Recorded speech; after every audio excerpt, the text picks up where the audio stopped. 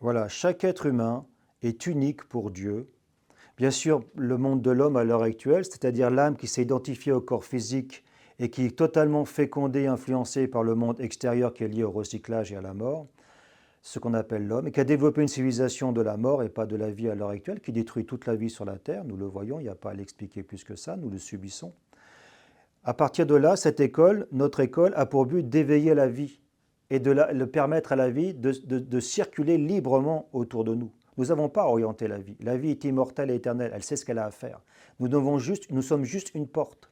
Et nous avons en fin de compte 7 portes à franchir. On appelle ça 7 jubilés de 7 ans. Parce que c'est au bout de 7 ans que toutes les cellules du corps vont se régénérer.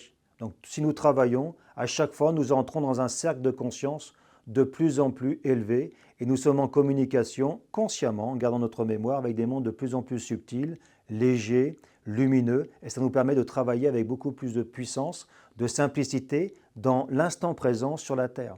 Parce que Dieu est dans l'instant présent. Il n'est pas dans le passé ni dans le présent, dans le futur. Quand je vous ai parlé de l'historique, l'histoire est liée qu'aux hommes. Dieu n'a pas besoin d'historique, il est le présent. Il est l'éternel dans le présent. Il était l'éternel dans le passé, il est l'éternel dans le présent, il sera l'éternel dans le futur. C'est l'homme qui subit le passé, le présent et le futur parce qu'il est incorporé dans une forme. Si vous voyez, ici vous avez le passé, ici vous avez le présent, toujours l'éveil du jeu, sans cesse, qui féconde sans cesse, et vous avez le futur, c'est-à-dire ce que nous devons devenir. C'est une façon de voir la vie. Mais Dieu est toujours dans le présent, dans ce jeu qui féconde sans cesse et sans cesse, c'est-à-dire dans l'acte. Ce n'est pas ce que je dis qui est important, c'est ce que je fais sur la terre, l'acte que je mets en œuvre. Et là, je vais montrer avec quel monde je suis relié.